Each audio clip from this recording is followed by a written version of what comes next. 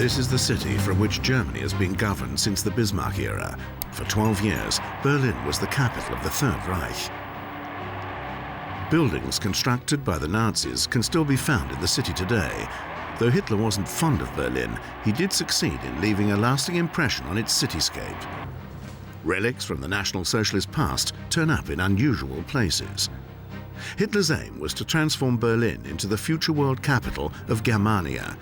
Some of the structures from that era provide an insight into his megalomaniac vision. When the Reich's fall became inevitable, Hitler opted to stay in the unloved capital until the end. The former local Gau headquarters at Friedrichshain survived the war and the fall of the Reich. Today, the building houses a publishing company. This massive construction was quite deliberately erected on this site in the mid-1930s, as it was right next door to a public hall in which Hitler's stormtroopers and the communists used to brawl at political meetings. True to the style of the National Socialist approach to art, the pompous staircase is lined with natural stone.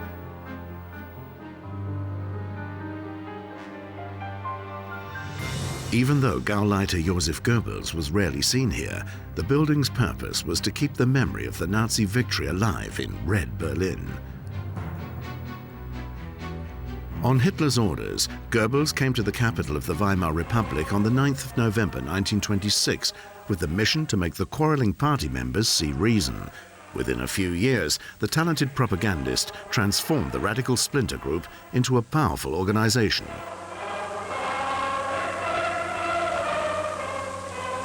Right next door to the Gau House, the Nazis built a housing estate for deserving fighters for the movement, which also survived the war.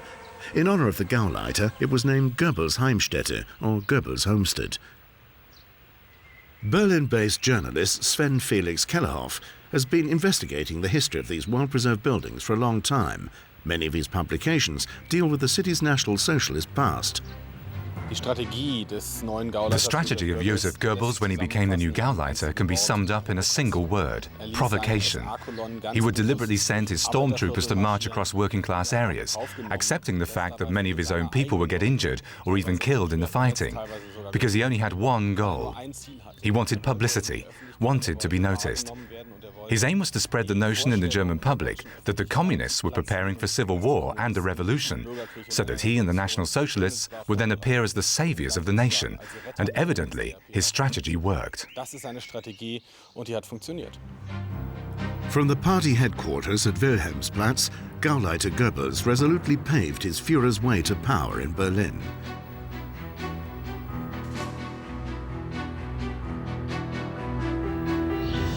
This building in the Zimmerstraße was bricked up during the GDR years as it bordered on the Berlin Wall.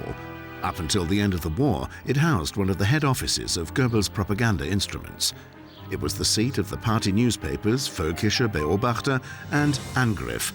After the accession to power in 1933, members of the opposition were tortured to death in its cellars.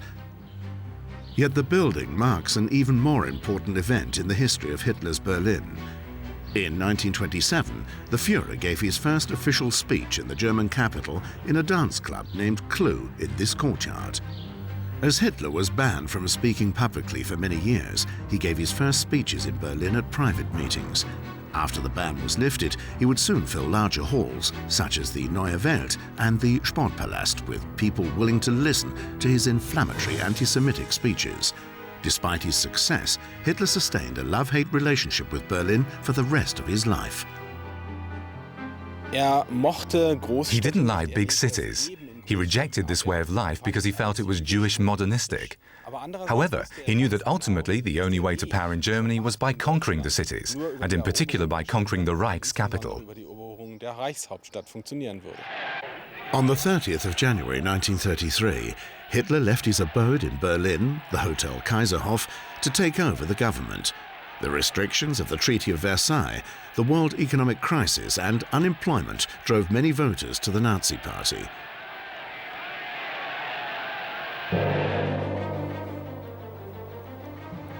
In order to make the world believe that Germany was a peace-loving country, the Nazis staged the 1936 Olympic Summer Games in Berlin. Hitler personally oversaw the designing of the Olympiastadion and the adjacent sports facilities. Im Reichssportfeld wird für die Feier der 11. Olympiade eine einzigartige Kampfstätte geschaffen. Das Kernstück des weiten Reichssportfeldes ist das Olympiastadion, die deutsche Kampfbahn. Um den Innenraum erheben sich Zuschauerplätze für mehr als 100.000 Personen. Unzählige Arbeiter sind Tag und Nacht am Werk. Auch sie schaffen in ihrer Art für die olympische Idee. Wie das ganze deutsche Volk bemüht ist, seinen Gästen einen würdigen Empfang zu bereiten. Hitler was involved in the choice of the stone to be used in the architectural plans almost from the beginning in 1934. He visited the construction site several times and directly intervened in many issues. In the presence of the French ambassador, André-François Poncet, Hitler said that he didn't like the stadium. He thought it looked too modern. Hitler war das noch zu modern. Ich verkünde die Spiele von Berlin zur Feier der 11. Olympiade neuer Zeitrechnung als eröffnet. From his seat in the VIP stand, the dictator was forced to watch as a black US athlete, of all people, became the favorite among the spectators, including the Germans. Jesse Owens beat Hitler's top Aryan athletes to win 4 gold medals.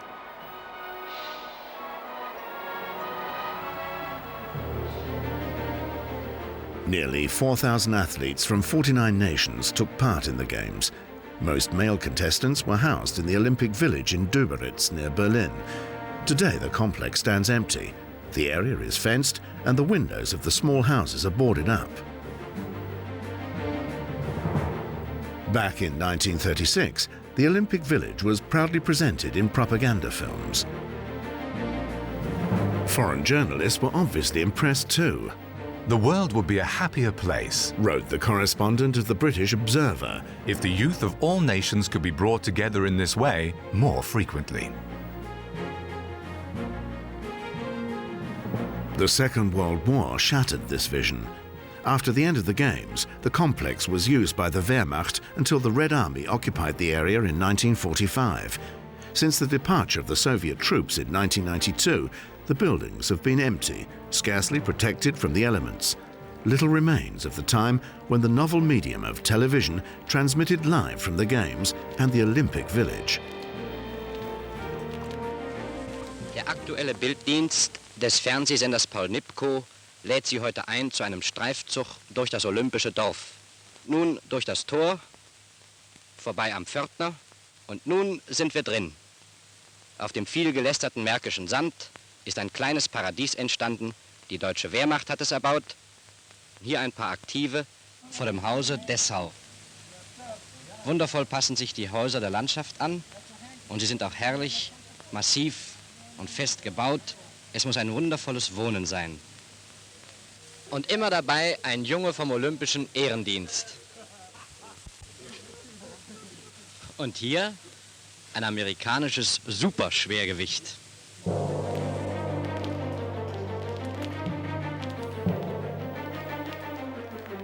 Today, many of the buildings are very run down.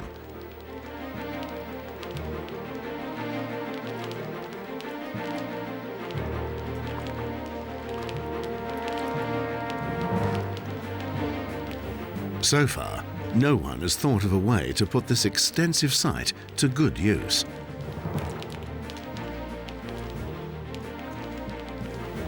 The old indoor swimming pool, where in 1936 the athletes would prepare for their races, is partly burned out. For 2 weeks, Nazi Germany presented itself to the outside world as a peace-loving nation. The Games brought international acceptance for the Third Reich. Only a few far-sighted people realized the Nazis' true intentions.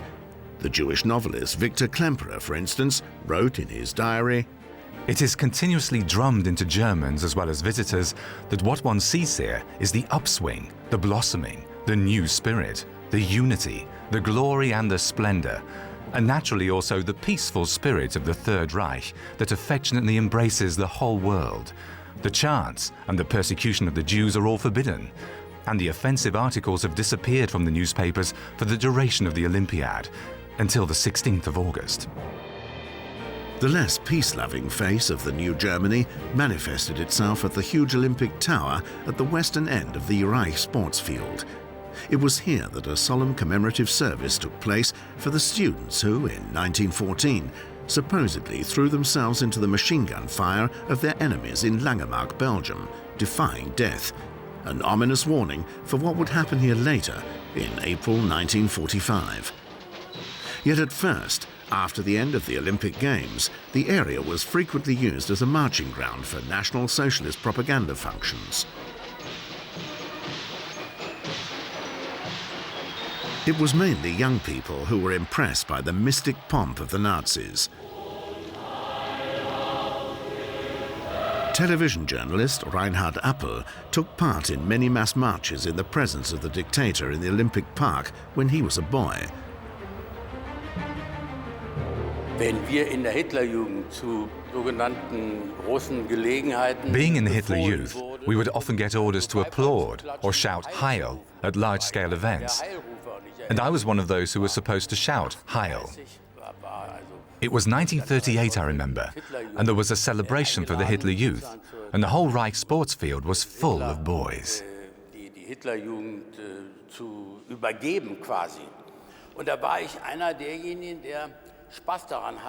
Back then, I thought it was funny to start off a wave of hailing. Nowadays, you'd call it a Mexican wave.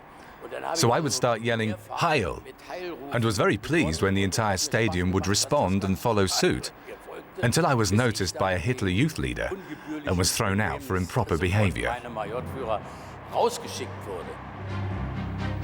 Because the National Socialist Youth was to be systematically indoctrinated, the Hitler Youth homes erected all over the Third Reich were identical.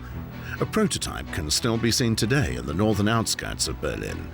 It was designed in the style of a rural half-timbered house and presented at a propaganda show on Berlin's exhibition grounds. Later, it was transferred here to the Volkspark Rehberge.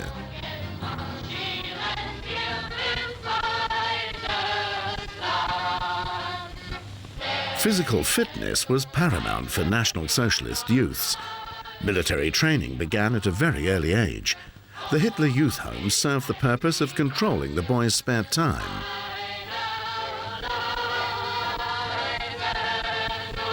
The date, 1936, can still be made out on the fireguard, and little else has changed in the festive hall of the former Hitler Youth home. Only the Nazi symbols were removed after the end of the war. Today, the home is used as a recreational facility for mentally handicapped children. During the Nazi regime, people like these would be categorized as unworthy to live and ruthlessly murdered. During the mid-1930s, administration buildings in the style of the New Era were erected all over Berlin. Air Minister Hermann Göring had an entire street front demolished at the Wilhelmstrasse in order to create a suitable official building for his ministry. Gradually, the entire government district was given the architectural features of the National Socialist spirit.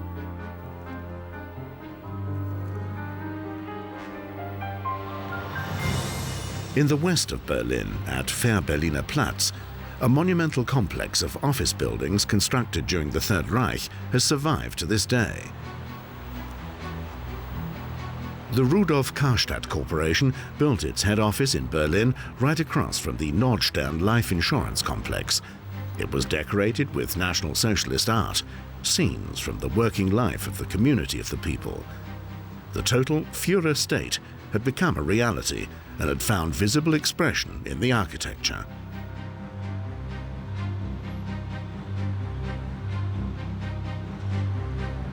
Hitler had very clear ideas about the redesigning of his capital.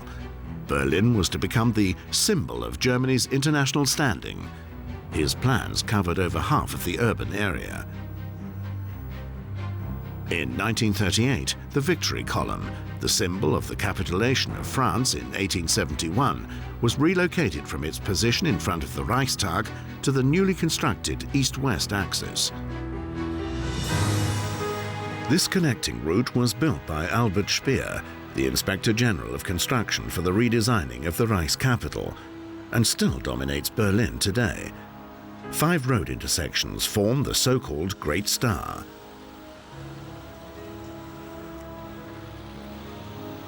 The 10-lane main arterial road, planned for Hitler's triumphal processions, points exactly to the west. The east-west axis was inaugurated on the Führer's 50th birthday on the 20th of April 1939.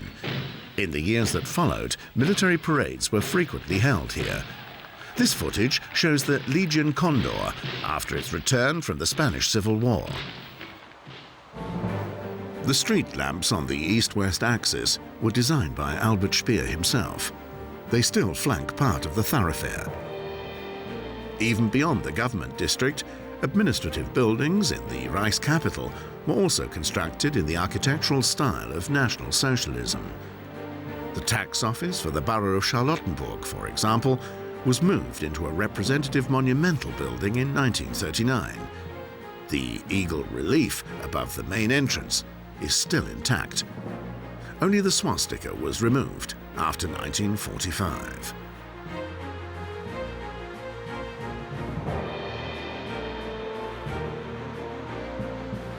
Hitler boasted, Others may live in the Kremlin or in a castle, but we will make sure that the buildings representing the Reich originate in our own time. The most important project in Berlin between 1936 and 1938 was the expansion of the Reich Chancellery. Designed by Albert Speer, the overstated neoclassical architecture of Hitler's center of government stood for the power and the potency of National Socialist Germany.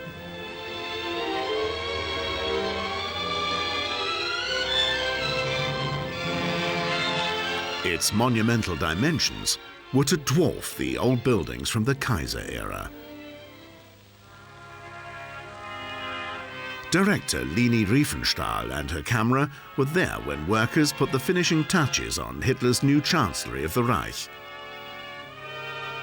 On the 7th of January 1939, the architect personally showed his employer around the finished rooms. He had to construct the building within a year, Speer wrote later in his memoirs. But like many of these tales, this is pure fabrication. In reality, the architect had begun planning the Chancellery by the end of 1935. The Chancellery of the Reich was to serve primarily for representation. With its endless corridors, the dictator wanted to overwhelm foreign diplomats so that on the long way to the reception hall, they would get an idea of the true grandeur of the Third Reich. Original marble slabs from the long gallery of the Chancellery can be seen today in the Mohrenstrasse underground station in the middle of Berlin's government district. They were installed here after the end of the war. Most passengers are oblivious to the relics of the country's brown past. Nothing refers to their original use. Naturally, Albert Speer also designed the reception rooms and the Führer's study very grandiosely. This way, the dictator was able to achieve the desired effects at the New Year's reception for the diplomatic corps. The ruins of the Chancellery of the Reich were eradicated by the Soviet occupying power after the end of the war, and the last remnants of the Führer's bunker disposed of by GDR authorities in 1988. However, 2 years later, in 1990, a forgotten bunker used by the dictator's motor pool drivers was discovered accidentally. The bunker, built in 1940, comprises 8 small rooms.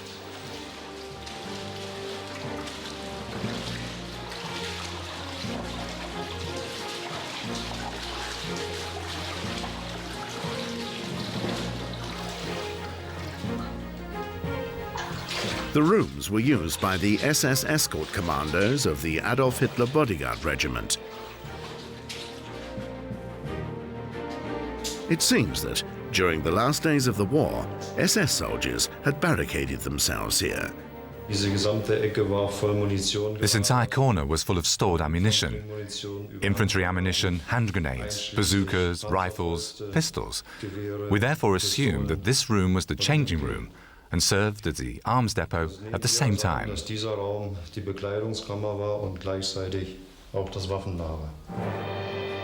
In one of the rooms, amateurish attestations of National Socialist art were discovered.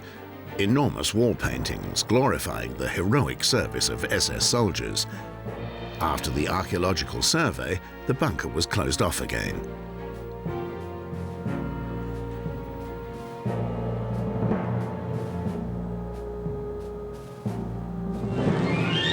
"I want Berlin to be more beautiful than Paris ever was," Hitler apparently said after viewing the occupied capital of France.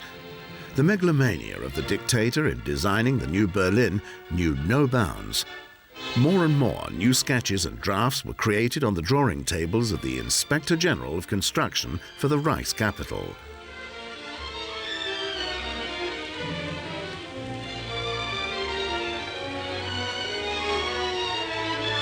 Hitler had been dreaming of gigantic edifices since his youth. Now, Albert Speer was designing them for him. The architect calculated annual costs of up to 500 million Reichsmarks. He had models made on a 1:50 scale and created a small imaginary city, which he proudly presented to his patron. The dictator hoped that everything would be finished within 20 years. Hitler's vision of the world capital, Germania, involved pulling down large parts of the city centre to make room for new, magnificent buildings. The inhabitants of the houses were resettled into dwellings that had belonged to deported Jews.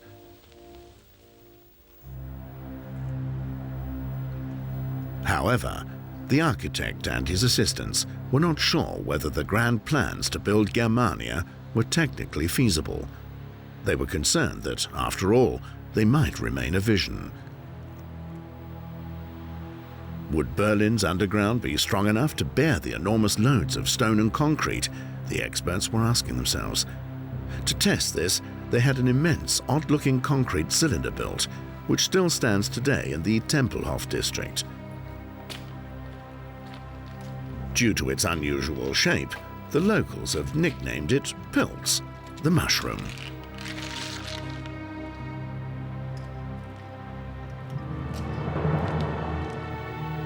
Dietmar Arnold from the Berlin Underworlds Association is one of the experts in little-known relics from Berlin's National Socialist past. Arnold, a civil engineer, has also investigated the history of this unusual structure, which, up until a few years ago, was still used for soil mechanical experiments by the Technical University of Berlin. This structure is a load-testing body built by French slave laborers in 1940 to 41 to establish whether the huge buildings planned for Germania could be erected on Berlin's soil. This was a stability test. When this giant was completed in 1941, its total weight was 12,600 tons. Engineers found it had subsided by 20 centimeters and slanted by 3.5 centimeters. But because of the immense load exerted here compared to a regular building, they thought this wouldn't present a problem, declaring Germania feasible, using this structure as proof.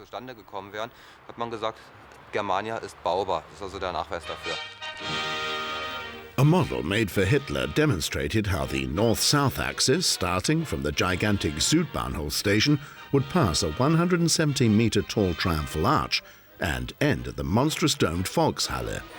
Hitler had demanded that his capital match the magnitude of his mission. Speer's engineers had worked assiduously on a 3-meter tall model of the Great Hall. The architectural design of Germania can be summarized in one word: exaggeration. The Great Hall, which was to be 290 meters high, is the most gigantic and also the best-known project of Hitler's plans for Germania. It would have been absolutely impossible to realize the hall with the technology of the time. If cost were no object, it would probably be possible to build it today. However, it would be impossible to predict how long it would stand, or whether it would survive a heavy spring or autumn storm. Das kann man überhaupt nicht sagen. The Great Hall, with a capacity of 120,000 people, was to be built out there, to the north of where we stand and south of the Lehrter Bahnhof. In front of it would be an enormous assembly square, 6 times the size of St. Peter's Square in Rome, bordered by enormous dominant edifices. The Reichstag would have been demoted to an auxiliary building. An important part of the designs was the traffic planning. 4 tunnel sections were already completed by 1940, but then construction work was suspended as not essential to the war effort. 3 tunnel sections are still intact, 2 road tunnels and a 220-meter-long subway tunnel, and can be visited. Actually, these tunnels are the last remnants of Germania that still exist in this area.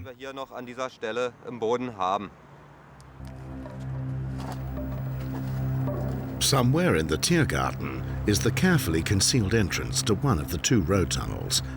The Senate administration of the capital aims to prevent unauthorized entry. The descent is dangerous, with the likelihood of poisonous gas being an added risk.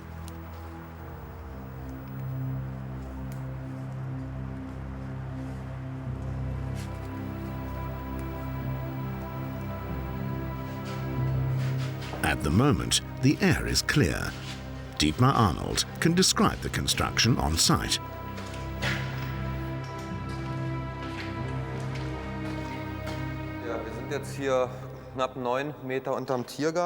We're now about 9 meters below the Tiergarten, in the western tunnel of the junction of the 2 axes. It's nearly 90 meters long, 14 wide and 4.8 meters high, and would have become an expressway tunnel. These are remnants of Germania. The junction of the axes was the point of intersection of the planned east-west and north-south axes. Only the east-west axis was completed to a large extent. Today it consists of the Straße des 17. Juni and Unter den Linden, while the north-south axis was never built. This is what remains today of these preposterous plans. This tunnel was rediscovered as late as 1967. As you can see here, the roof has been renovated. The authorities have calculated that it's cheaper to just leave them as they are.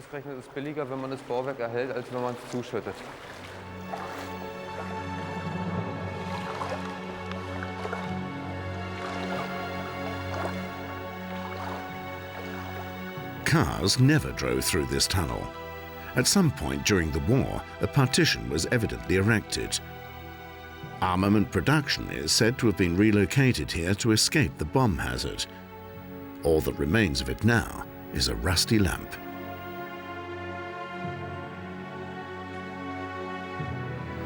At the other end, Dietmar Arnold has discovered evidence that the tunnel was also used by civilians as an air raid shelter during the Allied bombings.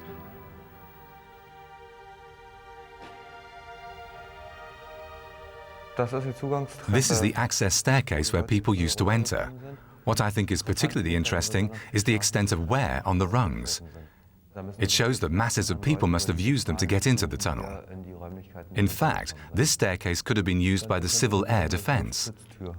The top was concreted over in the 1960s.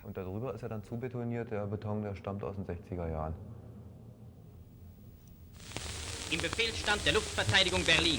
Es wird ein Terrorangriff der britisch-amerikanischen Luftpiraten auf die Reichshauptstadt erwartet. Auf einer großen Leuchtkarte wird der Anflugweg der Feindmaschinen eingezeichnet. Der Feind hat die Stadtgrenze erreicht. Flak, Artillerie und Nachtjäger bereiten ihm einen heißen Empfang.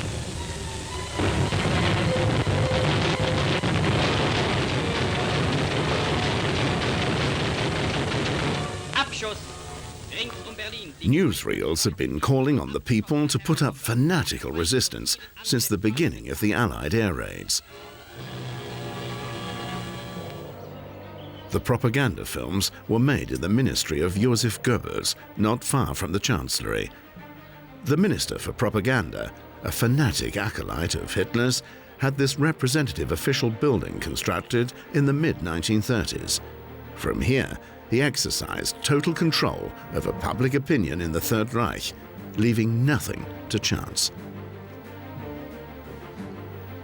Today, the federal government uses the monumental building as the Ministry for Labour and Social Affairs. In the same rooms where Vice-Chancellor Franz Müntefering confers with his assistants today, the Nazis were drafting their propaganda battles over 60 years ago. As the war progressed, Goebbels became a kind of home front dictator, trying to whitewash the bitter truth of the bomb war and appealing to the Germans to bear up. However, the minister had taken precautions regarding his own security. A bomb-proof private shelter was built beneath his official residence. The remainders of this bunker were discovered accidentally during construction work in 1998 and sealed up again shortly afterwards. Little is known about the setup of Goebbels' bunker. Apparently, the rooms were not luxuriously furnished, yet the minister could be permanently in touch with the outside world by means of a modern telephone system. His diaries reveal that, in the case of an air raid alarm, he would go either to his private shelter or to the underground command post at Wilhelmsplatz. On the 24th of November 1943, the minister wrote in his diary, "The raid begins shortly after the alarm has sounded. This time they deploy more high explosive than incendiary bombs. This is another large-scale air raid. The fires are starting all around us, and the entire government district is hit by substantial bombs and mines. They devastate the area around Potsdamer Platz. The blast waves are so strong that even our bunker deep under the ground is rattling. The noise above us is hellish."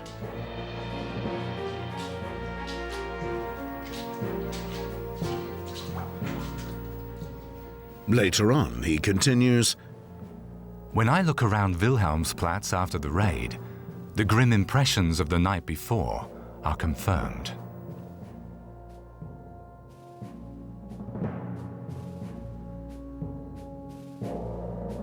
Within just a few days, 3,700 Berliners were killed and 450,000 became homeless. A few days later, in the Titania Palast, Goebbels gave one of his fanatical endurance speeches, culminating in the slogan, "The whole of Germany is crying for revenge." The Allied air raids made survival for the few Jews remaining in Berlin even more difficult. They could not seek safety in a shelter, so they had to look for new hiding places in the outskirts of the city if they wanted to avoid the dreaded catchers. Since 1941, over 50,000 of Berlin's Jews had been taken to the ghettos and concentration camps in the east. Few of them survived. During the so-called Fabrikaktion, or factory raids, at the end of February 1943, another 8,000 or more Jews working as slave laborers were displaced by the Gestapo. The old Jewish hospital in the Scheunenviertel, or Bahn district, had been used as a home for refugee children from Eastern Europe since the First World War. From 1941 to 1943, the Nazis misappropriated the building as an assembly camp for Berlin Jews before deporting them to the extermination camps. In most cases, the deportees weren't told the day they would leave the assembly camp. Ich habe mir Geld verdient, indem ich Brötchen ausgetragen habe. I was making some money by delivering rolls in the morning before school. One of the people I would deliver to was a Jewish physician in Spandau. I will never forget the distrustful, frightened eyes of his wife every time I rang the bell to let them know that the rolls were there. She was in constant fear of being arrested by the Nazis. Weil sie sich ängstete, wer mag geklingelt haben und vielleicht sollten wir jetzt abgeholt werden. The dictator made very few public appearances during the war, fearing he would become the target of an Allied precision attack, and he was rarely in Berlin. The longest he stayed in the Reich capital was 10 days in 1943. As a result, he had no first-hand experience of what his subjects were going through.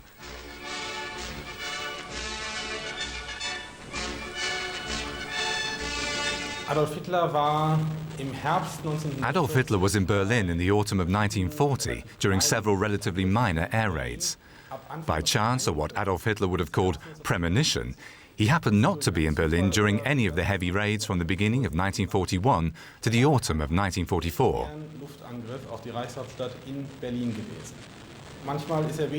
Sometimes he would board his private train and leave Berlin just a few hours before a raid.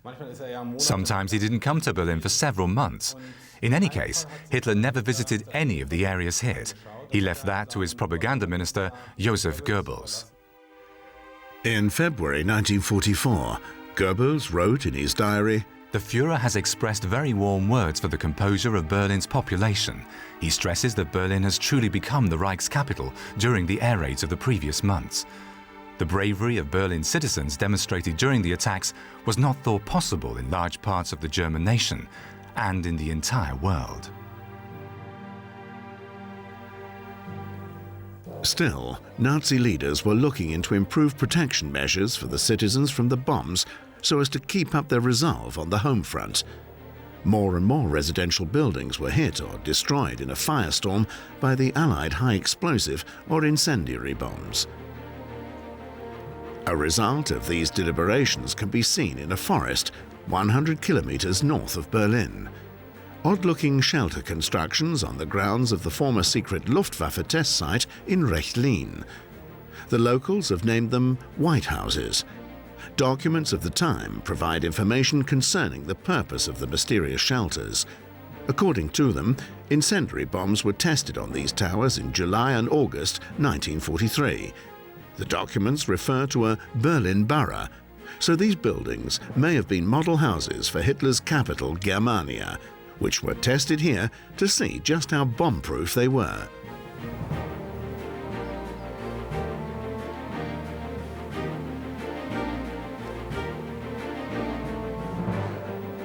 Were Berlin citizens to survive the bombing attacks in this way, in standardized houses with built-in shelter towers from reinforced concrete?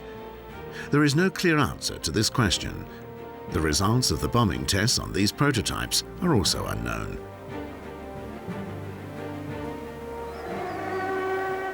By then, the sirens howled in Berlin almost daily. Sometimes, people had to spend entire days and nights in the air raid shelters. Latecomers were faced with locked doors.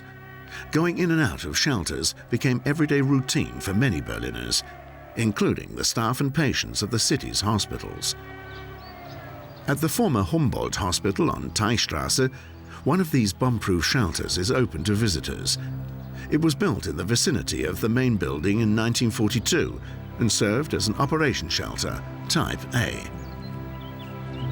When the alarm sounded, the post-operative patients were taken from the hospital straight into the shelter through a subterranean passage over a ramp.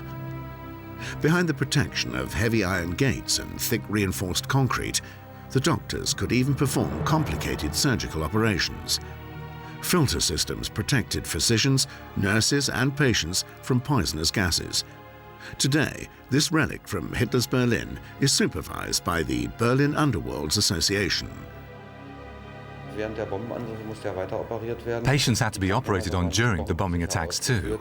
However, the hospitals were not bomb-proof, and the Allied bombers, flying at an altitude of 7,000 or 8,000 meters, could not drop their payload accurately enough to spare the hospitals, which had red crosses painted on the roof.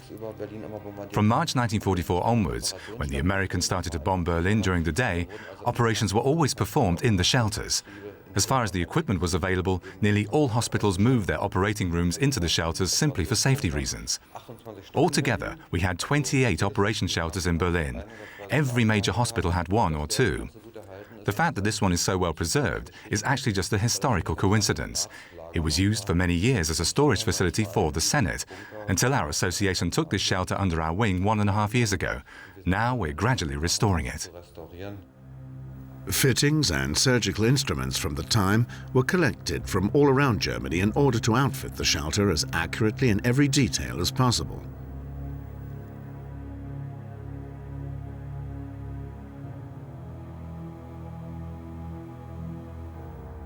After Joseph Goebbels' declaration of total war, his propaganda machinery kept inventing new rallying calls. "Our walls are broken, but not our hearts," was one of the cynical slogans. Others included, "The warring city of Berlin greets the Führer," and "Führer command, we will obey."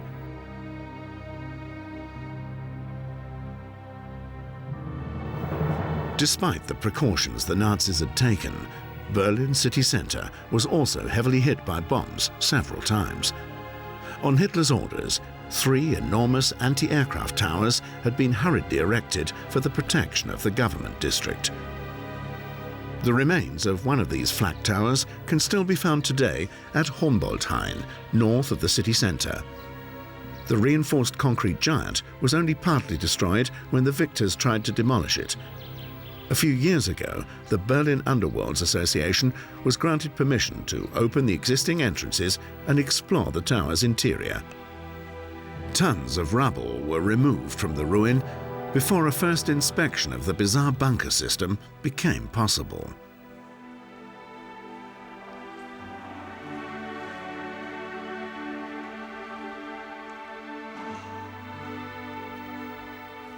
Gradually, elevator shafts and former ammunition depots were revealed. It was sometimes a risky business for the researchers. Today, parts of the gigantic structure are accessible.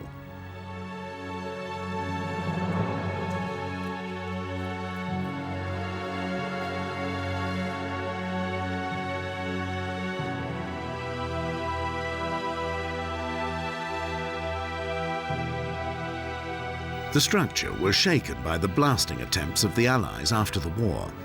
The ceiling sagged visibly. Whether or not they will cave in one day is unclear.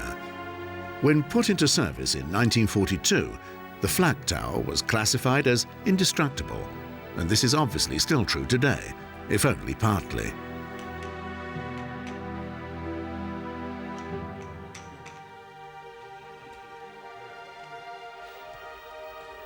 A network of corridors and staircases extend as deep as 8 stories below the ground. Maybe we should put up a proper fence here, down there at the back. This is as far as it goes. We're now in the so-called turret 3 of the Humboldthain Flak Tower, an anti-aircraft tower which consisted of 4 gun turrets. Facing us here are the main elevator shaft and the main spiral staircase.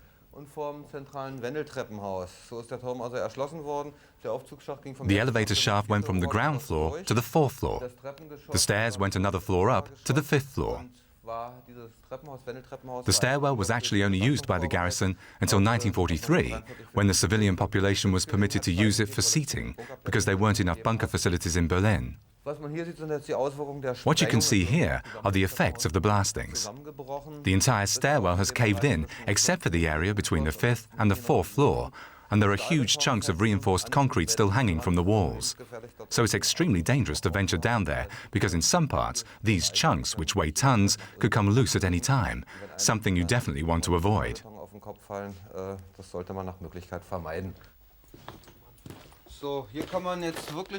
Here you can see very clearly the damage caused by the blasting in '48 by the French occupying power.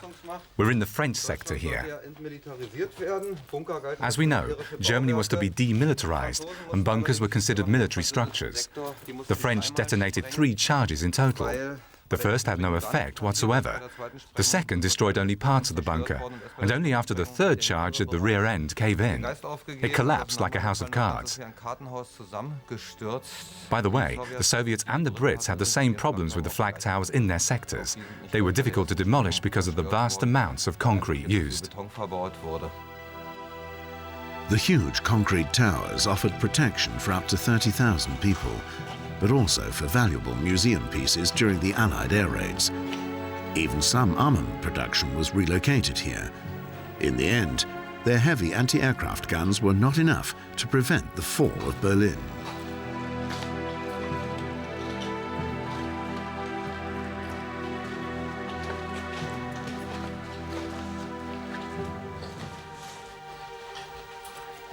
Demolishing the ruins would be far too expensive, so this relic from the Second World War will continue to be used by the bunker experts in future for research and expeditions. Großstadtverkehr Juli 1943 in der Reichshauptstadt am Alexanderplatz. Straßenbahnen, Lastkraftwagen mit Lebensmitteln und sonstiger kriegswichtiger Ladung und ringsherum die Hochhäuser und Büros, in denen Männer und Frauen für den Sieg arbeiten. Air raid shelter systems were built all around Berlin, including beneath the Alexanderplatz.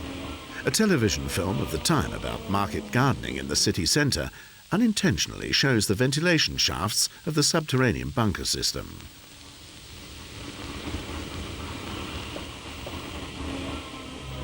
Stretching over 2 stories, the Alexanderplatz bunker was the largest underground shelter in the city. According to a special plan, all mainline railway stations in Berlin were outfitted with such shelter systems during the war, with the aim of putting up travellers in the case of a bombing attack. Later in the war, residents of the area and passers-by were also allowed to use the extensive shelter.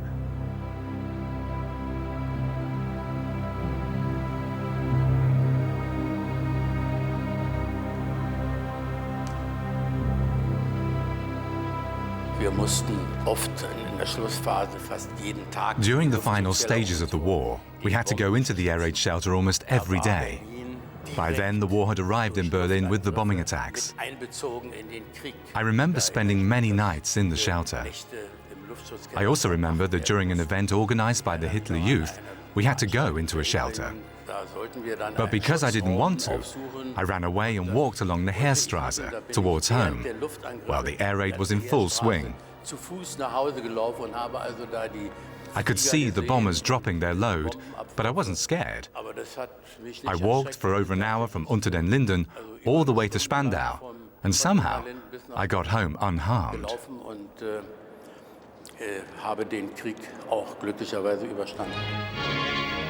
In his function as commissary for the total war effort, Joseph Goebbels assembled Volkssturm or Home Guard divisions in late 1944 and had them march in front of the Brandenburg Gate for propaganda purposes. Der Tag des Volkssturms ist ein kraftvoller Beweis dafür, dass kein Feindterror das deutsche Volk beugen kann und dass die Herzen seiner Menschen über Masse, Material und Hass triumphieren werden. The elderly, members of the Hitler Youth, semi-invalids and even women were trained to use anti-tank rocket launchers with the intention of stopping the advancing Red Army. At the beginning of February 1945, Goebbels declared Berlin a fortress.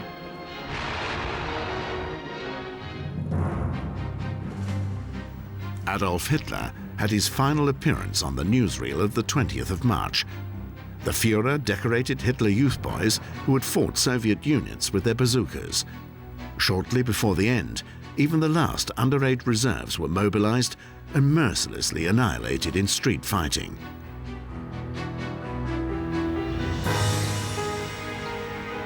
The Olympic Tower was also converted into a stronghold of fanatic Nazi no-surrender terror. Here too, child soldiers were deployed in an attempt to halt the Soviet advance into the city center. All of those unwilling to participate in this senseless suicide mission were publicly shot. The Volkssturm men and Hitler Youth boys, who were the last contingent, had barricaded themselves in at several locations with orders to defend the government district. One of these places was the Reich sports field. At the end of April 1945, at least 3, maybe even 4,000 Hitler Youth boys confronted the far superior Red Army. How many of them died remains uncertain.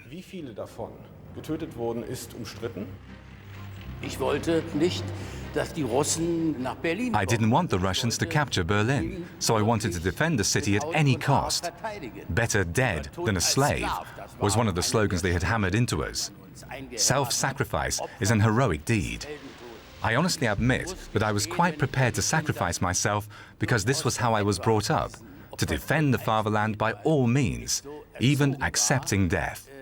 das Vaterland zu verteidigen, dass ich auch den Tod in Kauf genommen hätte. The Führer didn't care about the senseless sacrifice of the Hitler youth boys and his soldiers. He didn't leave his last bastion alive. On the 6th of May 1945, the defenders were forced to leave the Chancellery of the Reich through the open gates of the subterranean bunkers before a running camera. This appearance of Hitler's last disciples was staged by the Soviets for the newsreel at home.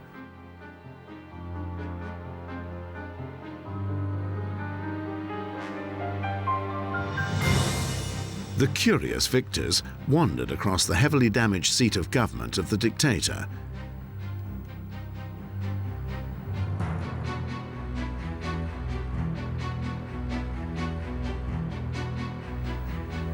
Hitler's charred body was found buried in the garden, not far from the remains of his designated successor. Josef and Magda Goebbels had poisoned their 6 children shortly before the capitulation and then committed suicide. The history of National Socialist Berlin was over. Tanks that had participated in the capture of Berlin flanked the Soviet monument at the Reichstag, which the victors erected at the end of 1945 in memory of those fallen in the Great Patriotic War. For many decades, it was suggested that stones from Hitler's new chancellery were used in its construction to symbolize the victory over National Socialism.